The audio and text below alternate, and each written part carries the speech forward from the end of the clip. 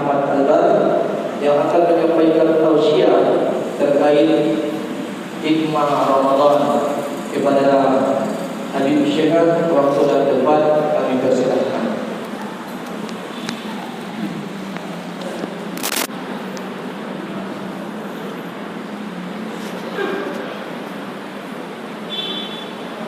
Bismillahirrahmanirrahim. Assalamualaikum warahmatullahi wabarakatuh.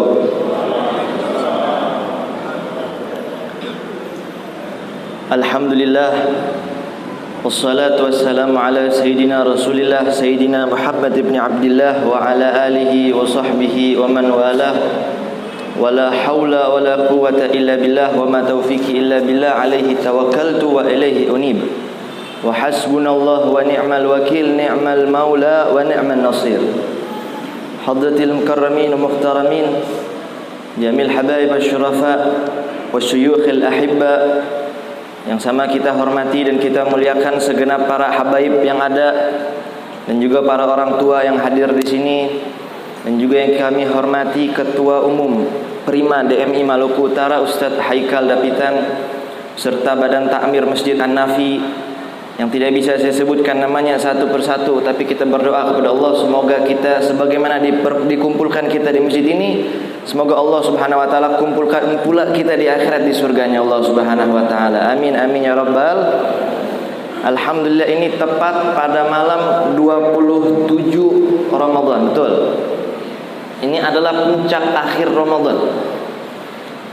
Saudara ma'asyiral hadirin, ketahuilah bahwasanya Ramadan itu adalah bulan yang spesial untuk umat Nabi Muhammad.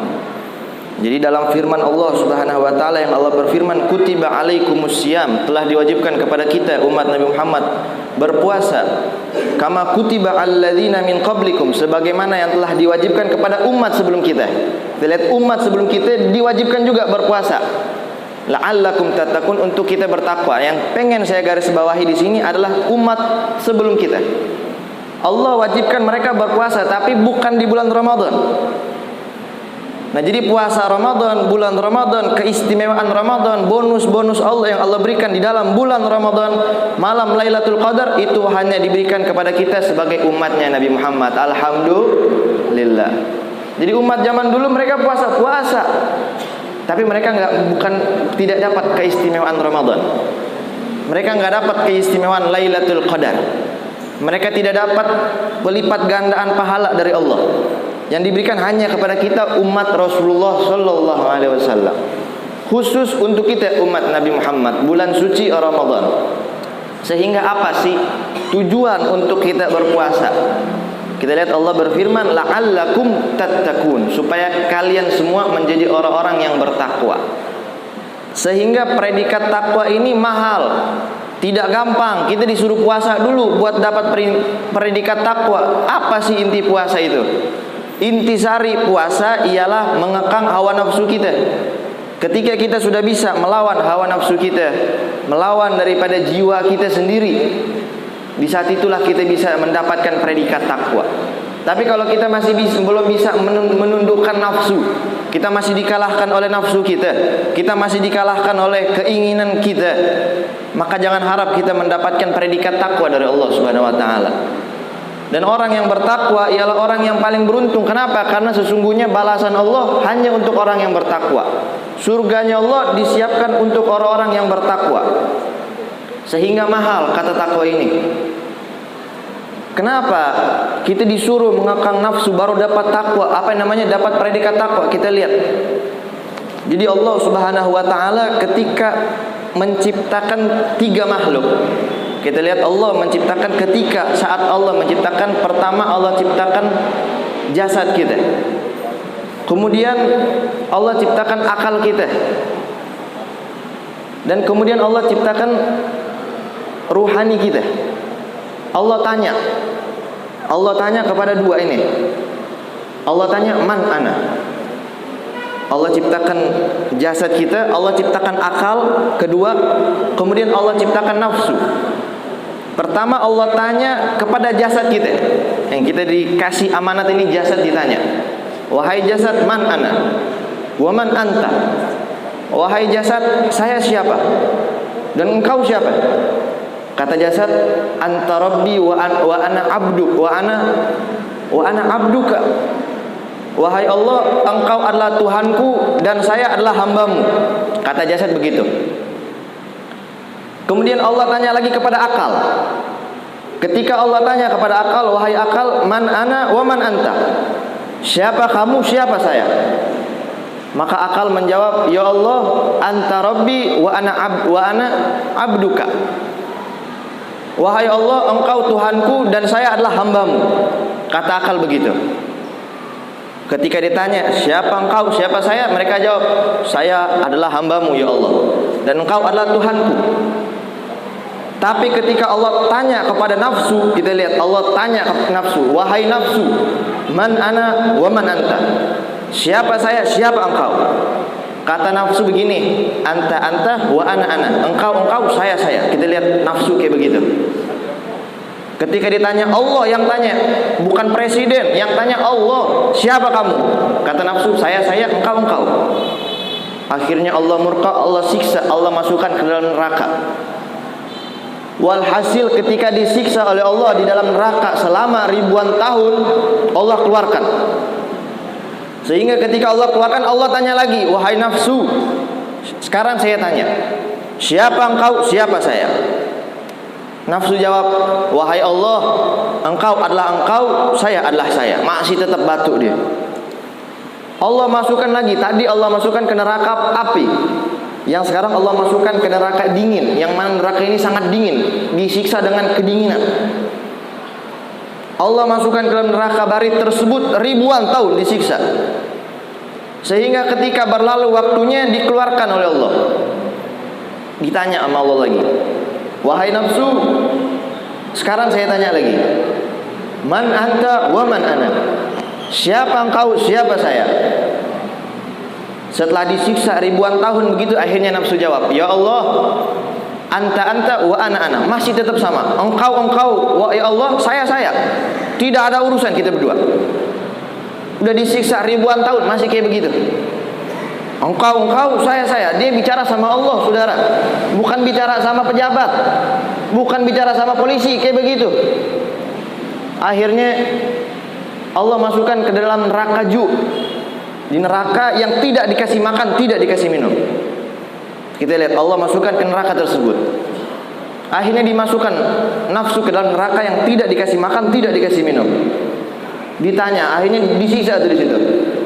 Setelah disiksa Allah keluarkan, Allah tanya, wahai nafsu, sekarang siapa kamu, siapa saya? Setelah disiksa dengan neraka tersebut, nafsu menjawab, ya Allah, engkau siksa saya di dalam neraka api, saya kuat tahannya. Engkau siksa saya dalam neraka dingin, saya kuat tahan dingin. Tapi ya Allah, kau siksa saya dengan kelaparan, saya tidak sanggup menahannya ya Allah. Saya bertobat. Engkau adalah Tuhanku dan saya adalah hambamu. Jadi nafsu ditundukkan dengan lapar dan dengan haus, saudara. Ketika disiksa dengan kelaparan, disiksa dengan kehausan, baru di situ dia tunduk patuh kepada Allah Subhanahu wa taala. Kita lihat nafsu ditundukkan dengan cara lapar dan haus. Sehingga kita lihat saking berbahaya ini nafsu. Ketika Nabi SAW beliau pergi ke peperangan Badar. Di dalam perang Badar adalah perang yang dahsyat, yang mana di situ Nabi berdoa, ya Allah, kepada sahabatnya yang di saat itu berjumlah 313 orang. Ahlu Badar 313 melawan 1000 orang musyrik. Nabi melihat kepada sahabatnya. Ketika Nabi lihat, Nabi berdoa, ya Allah, ini mereka, kalau mereka binasa, mereka hancur, mereka mati, mereka kalah, ya Allah, tidak akan ada lagi yang menyembahmu di muka bumi ini. Saking dahsyatnya perang Badar, seandainya kalah di situ, tidak ada lagi yang menyembah Allah di muka bumi. Nabi berdoa seperti itu. Yang Allah turunkan bala tentara dari langit, para malaikat yang mereka membantu Rasulullah dan lain-lain sebagainya yang telah disebutkan dalam sirah perang Badar tersebut. Ketika mereka pulang dari peperangan Badar dengan membawa kemenangan dari Allah Subhanahu wa taala, Nabi bilang begini, raja'na min jihadil asghar ila jihadil akbar. Sahabat, kau tahu, kalian tahu, kita ini baru pulang dari jihad yang kecil Jihad yang kita lalui kecil, kata Nabi. Kita akan pergi pulang menuju jihad yang lebih besar dari ini. Jihadil asghar ila jihadil akbar, menggunakan isim tafdil yang artinya sangat besar. Akbar di sini sangat besar, kata Nabi. Jihad yang ini sangat besar. Sahabat bingung, ya Rasulullah, ini perang Badar loh. Ini bukan main-main, perang Badar. Tapi kata Nabi, kata engkau ini perang kecil. Maksudnya apa ya Rasulullah? Maksudnya apa? Memang ada perang yang lebih besar lagi dari ini. Perang apa itu ya Nabi? Ya Rasul, perang apa yang lebih besar dari perang Badar ini? Kata Nabi, jihadun nafs. Kita akan pulang jihad melawan hawa nafsu kita. Kata Nabi, itu perang lebih besar daripada kita perang Badar ini. Perang melawan diri kita sendiri. Kita perang melawan nafsu kita, menahan ego kita, menahan ketamakan kita, kerakusan kita, kita tahan di bulan suci Ramadan ini. Nah, semoga amal-amal ibadah kita yang telah kita lalui selama sebulan ini diterima oleh Allah Subhanahu wa taala. Semoga 3 hari 4 hari ke depan yang akan kita lalui sehingga masuk bulan Syawal menjadi Ramadan, akhir Ramadan yang baik untuk kita. Sehingga kita gunakan sisa Ramadan kita ini untuk memperbanyak ibadah kita kepada Allah Subhanahu wa taala, dan kita berdoa kepada Allah Subhanahu wa taala. Semoga Allah terima seluruh amalan kita. Allah ampuni segala dosa-dosa kita. Dan intinya Allah Subhanahu wa taala memanjangkan umur kita dan keluarga kita sehingga kita bisa berjumpa dengan Ramadan yang akan datang lagi. Sehingga kata Imam Haddad Al-Habib Abdullah bin Al-Haddad, pengarang Sahib Ratibul Haddad. Jadi sedikit saja sebelum saya tutup, Ratibul Haddad adalah wiridan yang dikarang oleh Imam Haddad yang berisi zikir-zikir yang telah diriwayatkan dari Nabi SAW. Nah, beliau mengarang Ratibul Haddad tersebut di malam 27 Ramadan ini. Beliau mendapat isyarat untuk mengarang Ratibul Haddad di malam 27 ini. Maka kita pulang, kita baca Ratibul Haddad sebagai tabarukan kepada beliau. Ini Imam Haddad seorang wali besar, wali kutub. Ini Imam Haddad mengatakan, la taskubid dumu'at li rahaili Ramadan, fa Ramadana sayauд. Jangan kau tangisi, jangan kau ratapi, jangan kau tumpahkan air matamu li rahaili Ramadan, karena berlalunya Ramadan. Fa Ramadana sayauд, karena Ramadan bakal balik lagi. Tahun depan Ramadan datang lagi. Tahun depan lagi datang lagi Ramadan. Walakin uskubid dumu'at khasyatan an ta'uda Ramadan wa anta rahil. Tapi tangisilah, menangislah kepada perginya Ramadan karena takut, khasyah, takut. Anta'udu Ramadan wa anta rahil. Tahun depan datang Ramadan, kitanya yang sudah tidak ada. Kitanya yang sudah pergi menghadap Allah Subhanahu wa taala. Kita minta kepada Allah semoga Allah panjangkan umur kita, Allah panjangkan umur kedua orang tua kita, keluarga kita. Semoga kita berjumpa dengan Ramadan yang akan datang dalam keadaan sehat walafiat. Insyaallah kita mendapatkan predikat orang-orang yang bertakwa dari Allah Subhanahu wa taala, dan kita keluar dari bulan suci Ramadan ini dalam keadaan bersih, fitrah, diampuni dosa-dosanya oleh Allah Subhanahu wa taala. Rabbana taqabbal minna innaka antas samiul alim wa tub alaina innaka antat tawwabur rahim. Rabbana atina fid dunya hasanah wa fil akhirati hasanah wa qina adzabannar. Sallallahu ala sayyidina Muhammadin wa ala alihi wasallam. Wal afu minkum. Thumma assalamu alaikum warahmatullahi wabarakatuh.